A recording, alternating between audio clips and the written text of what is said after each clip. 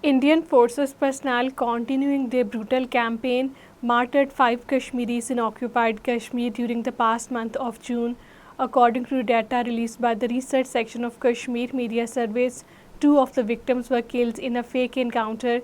During the month, the Indian Army, Rashtriya Rifles, Central Reserve Police Force, Special Operation Group and the notorious agencies such as the Counterintelligence Kashmir, National Investigation Agency and State Investigation Agency arrested 45 civilians, mostly the political activists and the youth. Restrictions have been intensified across occupied Kashmir, particularly in the Jammu region, in the name of the security for the Amarnath Yatra, which is scheduled to start from the Friday, July 3rd. Several additional checkpoints across the Jammu city have been installed, the official said. People's Democratic Party took out a protest march in Srinagar on Tuesday against the unavailability of the drinking water, high electricity tariffs and the prolonged detention of the Kashmiri youth languishing in the jails in India and the occupied territory.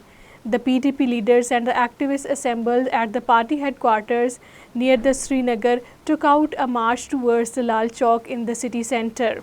A group of 5 petitioners comprising the former Indian civil bureaucrats and the military officers have demanded that a Supreme Court bench should hear the petitions on the unconstitutional removal of the occupied Kashmir statehood by the Modi government in August 2019.